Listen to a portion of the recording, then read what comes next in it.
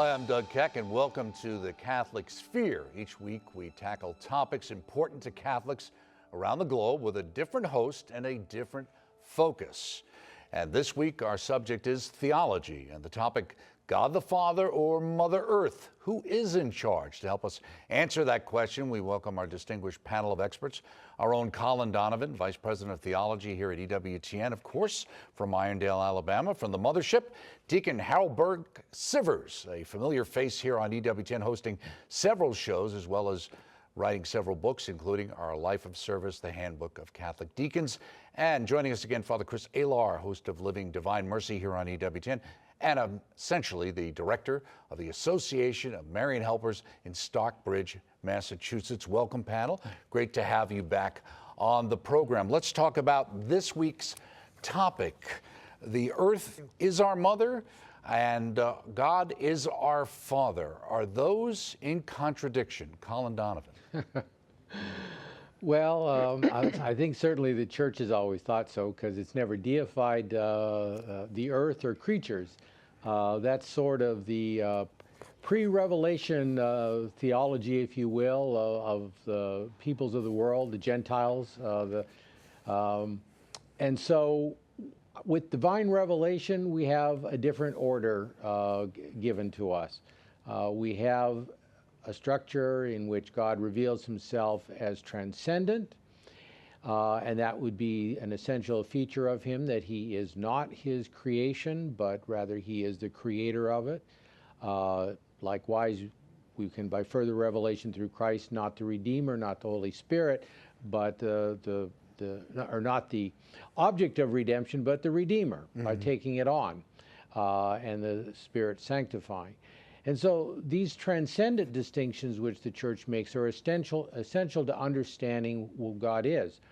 God is a being that is really shrouded in mystery. We speak of the mystery of the Trinity, but even the mystery of an infinite and eternal act, which something even the pagan philosophers contemplated, is beyond our ability, our human intelligence to fathom that. So when you start talking about Mother Earth, you're talking about giving a sort of deity to creatures. And this is the way the world was before Judaism came along and before Christianity came along. So it's really a reversion to that order. But it has this advantage for those who take it. It puts the focus on us. It puts the focus upon the material world. And in some theologies, such as creation-centered spirituality, it puts the center on the goodness of creation and sets aside the ugliness of sin and the need for redemption. So for those who adopt it, it has a lot of advantages. Right. In fact, in Laudato Si, the Holy Father said, all of us can cooperate as instruments of God for the care of creation, each according to his or her own culture, experience, involvement, and talents. Now, Deacon Harold, also G.K. Chesterton, said, the main point of Christianity was this, that nature is not our mother, nature is our sister. We can be proud of her beauty since we have the same father, but she has no authority over us. We have to admire, but not to imitate. You're out and about quite a bit. What's your take on how you see sometimes this understanding of our role as caretakers being misunderstood?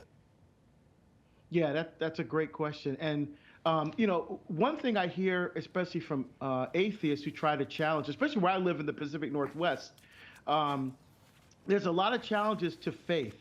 And some things that the atheists will say, for example, is that, you know, who created God, right? Because if God created the universe, all that, but who created God? And what they fail to understand, and I think that the Colin Donovan explained beautifully, is God exists outside of his creation. So God is not part of the created reality. He exists outside of that, right? And so we are all, in a sense, feminine before God. So Mother Earth, or the church is always referred to as she. Revelation 19, verse 9, blessed are those who are invited to the wedding supper of the Lamb, the wedding feast of the Lamb, where Christ, the eternal bridegroom, will be giving life to his bride, the church, forever in heaven, which includes all of us, humanity. Now in Genesis, it also says that we are to be fruitful and multiply and fill the earth, right? To have control. And the word there in Hebrew is kalbash, which means to bring under control, right? So God has given us a control and authority over his creation, because we recognize that we exist in a relationship with God that is above the created level of everything else. We are created in his image and likeness. We recognize the fact that we can have a relationship with God, that we're conscious and aware, and that we can be generators of love that exists outside of ourselves to others. You know, that self-giving, self-sacrificing love that God models, that we model from God. You know, so and it's that love itself that is, in a sense, creative. We don't create anything, right? The only one that creates anything in the Bible is God. We co-create with God, right? And so we have to remember that and recognize that we can't put creation over the Creator. Right. Now, when it comes to divine mercy and the faith and your experience, Father Chris, have you seen people go to the extreme where they start to take on this kind of Mother Earthism and, let's say, ecologizing to a point that it virtually becomes their religion? Yeah, Colin's always pointed out the Creator, Sanctifier, Redeemer, and Sanctifier. Actually, those are the three great acts of God's mercy. And that first act that we attribute to the first person of the Trinity of creation then seems to be, we become autonomous now. God gave us that autonomy. Well, let's look at even St. Francis of Assisi. You know, in his Canticle of the Creatures, he used the term, and this was brought up a second ago, Sister Mother Earth. So he put them together. Now, what he was quick to point out, though, was don't lose sight that God is still the creator here, and the earth is a creature. Now, he pointed out that just like any other creature, our neighbor, we owe justice and love. So there has to be a proper due. It is justice that we treat with respect any other creature. Now, Sister Mother Earth is a good example of that. And you know, you have to understand, though, that God is still the creator, is what St. Francis was pointing out. But Doug, you mentioned the encyclical Laudato Si. And, you know, a lot of people point to that, oh, it's just a global warming document. But, you know, one thing that's interesting in that document, Doug, that I think a lot of people forget is that Pope Francis uses the term integral ecology. And he does take the opportunity to say this is not just about the ecology of nature, but also human ecology, that don't blame mankind for everything. In other words, overpopulation is not causing all the world's problems. Overpopulation is not justification for abortion. He made it very clear that these things are very, very important to keep, that the human need in human ecology is just as important as the natural ecology and the needs of nature. We have to have that blend. And what I find fascinating, Doug, is when I was growing up Catholic, I almost felt I had to make a choice between being Catholic and being an environmentalist. You don't have to make that choice. I remember in college somebody sticking a paper on me that had a picture of an eagle in an egg and then a human baby in the embryo, and says, which one should you defend? And the question is, well, why not both? You know, Right, we have the opportunity as Catholics. Deacon Harold pointed this out in Genesis. Yes, God says to subdue the earth, but that means as a good steward. Remember, everything is about being a good steward. It's nothing is ours. Nothing. I don't have a right to anything. This was given to me as an example of God's mercy. So back to your original question, how does God's mercy fit in all this? The first act of mercy was creation, but we have to keep it in due perspective that we're still the creature. And so going back to Colin's point, well taken. Right. In fact, quoting Laudato Si, Colin, the document says, when we fail to acknowledge as part of reality the worth of a poor person, a human embryo, a person with disabilities, to offer just a few examples, it becomes difficult to hear the cry of nature itself. Everything is connected, but what's important there is there's a hierarchy of that connection, right? Yeah, that's right. And those ideas really go back even to the time of Paul VI, when we see this idea of human ecology, and then in John Paul II, the integral human development, for which there is even now going to be a dicastery in the Holy See with the new ordering of the Roman Curia. And all of these things are how all creatures are interdependent and united. But as has been stated before by each of us in some way, you have this ordering, and that is the spiritual creature man, who is both spirit and matter, has a priority within the creation, but more importantly, as Deacon Harold pointed out, he has a responsibility for it. So the moral obligations of that is to do exactly what the Pope is saying there, but in this context of the more important values and the hierarchy of values. And so that's the way the Church teaches those kinds of subjects. I think where you get the deification of the earth and of creatures, the Gaia and all of this kind of stuff, is when there is an inversion of that order, and it's really about ignoring the divine component, the truly divine component, God and the order He has established. Today it's human nature, male and female. So let's do away with that. Or that somehow we are higher than the creation. Well, let's do away with that, or at least the highest point, the supreme point of the creation. Let's get rid of that. And what do you need is a substitute, because we're longing for the infinite. Well, if we can't get the real infinite God, then let's go for the sort of infinite, because it's bigger than us, a lot bigger, and we'll deify the earth. And I think that's where some of these false ideas of ecology and population control and that ultimately lead. Deacon Harold, again, in dealing with the part of the country you're from as well, I'm sure you've seen this kind of religious aspect or overtones to much of what's done in the name of ecology, even things that are done for appropriate reasons. Yeah, let me just say this. I did not grow up with this whole idea of ecology and protecting the earth and environmentalism. I just didn't. But when I moved out to Oregon, it really, I have to say this, it really helped me to appreciate Genesis better when it came to us being caretakers and stewards of God's creation. Recycling, separating the bottles and the cans, and making sure things got in the right place. I mean, I really began to understand, appreciate, wow, this is important, but it cannot become our God. It can't become something that we worship.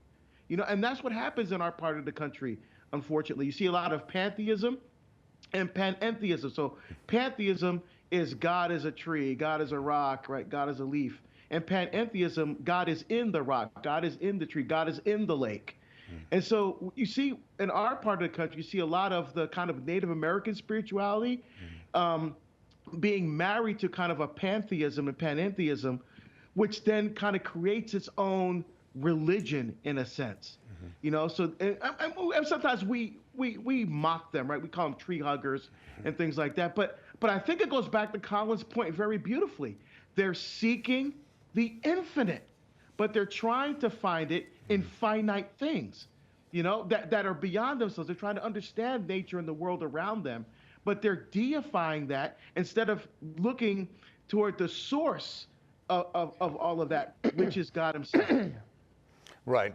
And Father Chris, to pick up on that point, that idea of this kind of pantheism that's out there, and then the idea of God being in panentheism, God being in everything, versus the idea of saying we always understood, well, nature's a reflection of God's beauty. It's not God Himself. But you've kind of got today this kind of, and it goes back to the old Star Wars days, a little bit of the Force within us, that kind of people have this sense that though we're all interconnected, they misunderstand that connection to say that in a sense, well, we're like all the same. Yeah, we don't want to stop halfway. I think that's what a lot of people do. I'll give you an example here. Deacon Harold talked about his father. My father, he came to know God through you're going to laugh, Doug, a ringnet pheasant and a rainbow trout. he was an outdoorsman, and there's few things more beautiful than a ringneck pheasant and a rainbow trout. But he was smart enough to realize that instead of saying, God is in these, or these are God, it came into the realization there's an intelligent designer. And the problem with pantheism is not seeing beauty in God's creation in the tree or the trout or the pheasant. It's seeing God as those things or in those things in the same way he's in the Eucharist. He's not.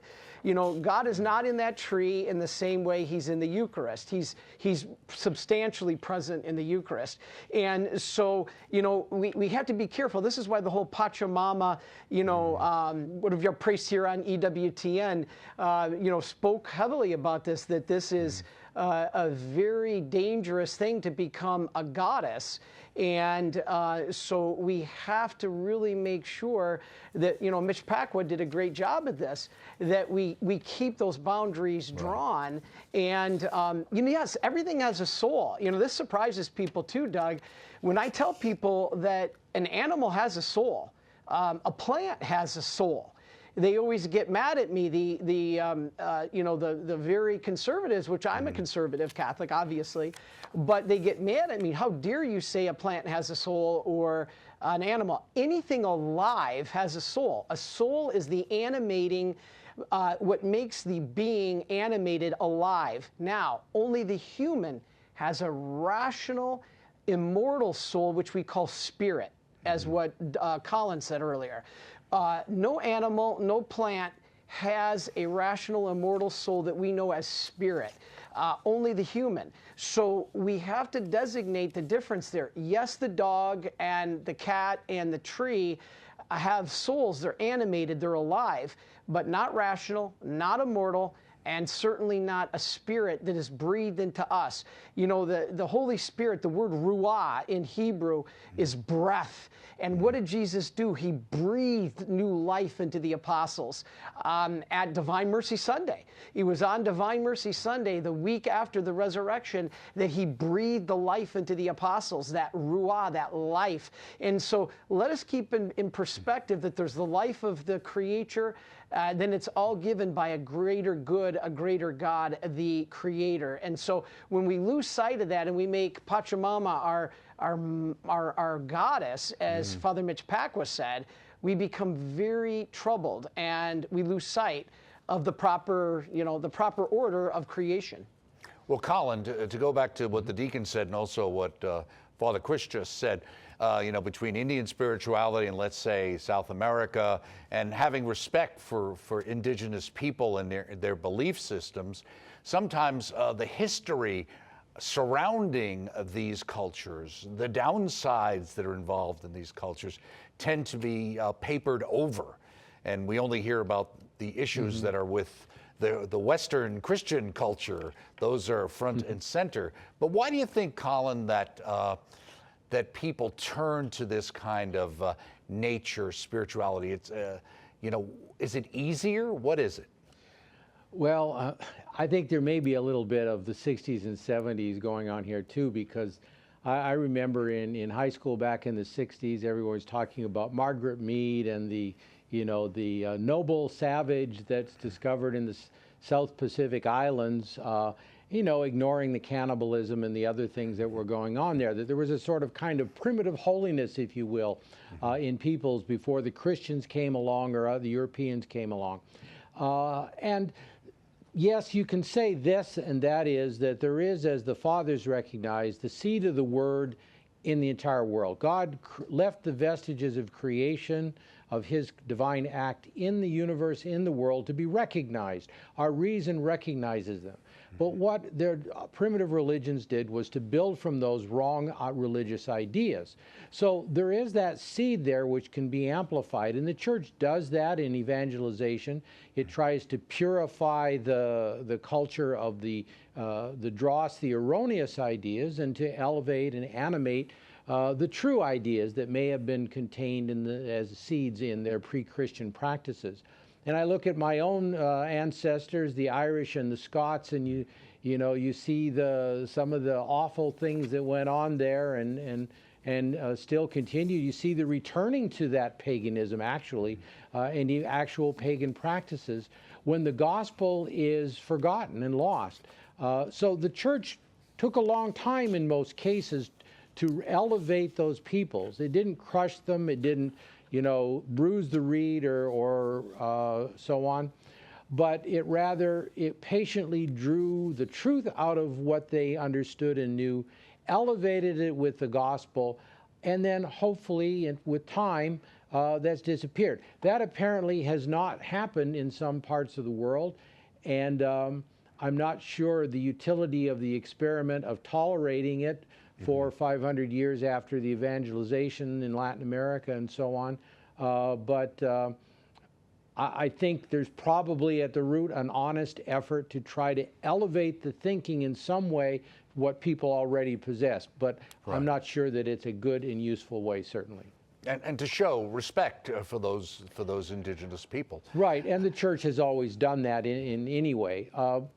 Although that could be questioned too, because members of the church are human beings and there are great fault there as well. And it's all, in historical context, based on what people's understanding Right. and the situation was going on at that time. We have a great habit today of taking everything out of time and putting it in today and act like, this is the decision I would make knowing everything I know today, when obviously that wasn't the case for those Nope. people at the time. Deacon Harold, I'm wondering, in dealing with this, one of the great Catholic insights that always struck me was it's the both and situation. It's not this, God's everything and he's up there in the heavens and the earth is just for us to be plundered. And it's also not that, God's in everything and we can worship a sunset and say, well, I can do that instead of going to Mass.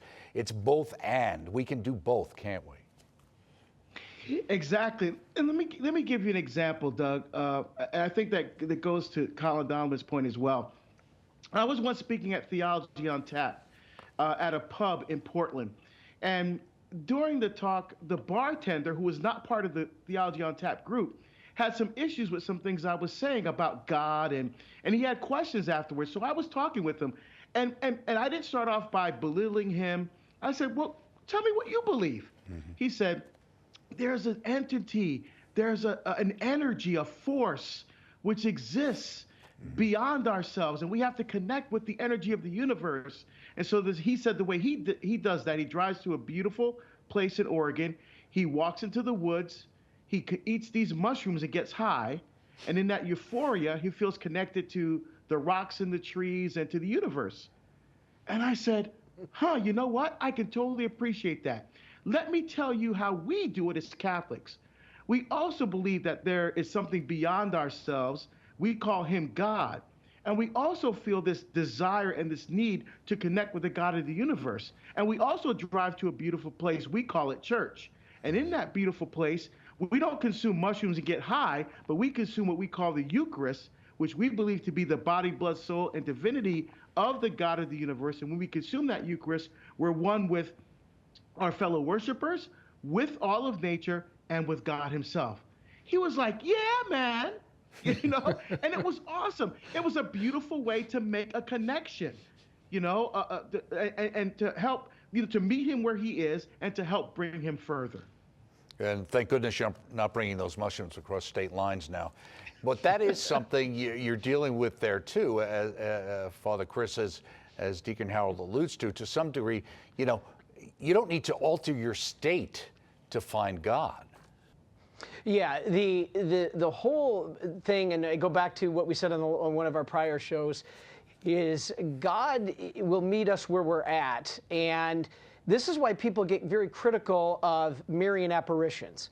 They'll see Mary in Our Lady of Lavang dressed as a Vietnamese, or Our Lady of China, a very unknown apparition that Our Lady appeared in China during the Boxer Rebellion in 1900.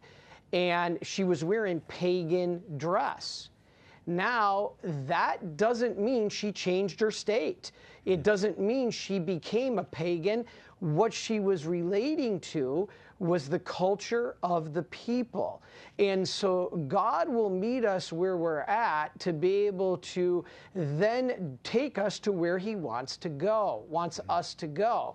And so St. Faustina made this very clear, that there are things that many people don't understand about God, and then they feel that there has to be this line of demarcation, when St. Faustina says, no, it's kind of like Christmas. Well, you must be a pagan because the Christmas holiday is based on the winter solstice. Well, that makes you a pagan. Or, for instance, Halloween, All Hallows Eve, that makes you a pagan because it was a celebration of Sanhedrin, or the Sehen, that was a pagan festival, and so that makes you a pagan. No, God met them where they were at, determined who they were. God gave them that grace to see something greater, as what Deacon Harold just explained. There's something greater. And so what we have to fear about this whole New Age movement, that's the danger of centering prayer, Doug. There's two forms of centering prayer. One is the ancient church fathers centering prayer, where God, Jesus Christ, is the center, and you pray in line with that. That's a good centering prayer. Christ is the center. But when we make ourselves the center of the universe, the source of all energy, the force, if you will. And by the way, Doug, you might know this. I heard, I don't know if it's true, but Obi-Wan Kenobi from the Star Wars trilogy, he even kind of looked like a Franciscan. Somebody told me the other day that his character was based off a Benedictine monk. And so I find that kind of interesting, because that force is not some energy from the world or ourselves. That force is called grace. And that is where we need to continue to stay under the state of grace. Right. And Alec Guinness, who played the part, was a convert to Catholicism himself. We're just out of time. Thank you so much, Colin Donovan of EWTN, of course, Deacon Harold Burke-Sivers, and also Father Chris Alar up at Stockbridge, Massachusetts. We appreciate you joining us on the panel. Very enlightening. We hope you enjoyed it. Join us next time for another topic next week on The Catholic Sphere.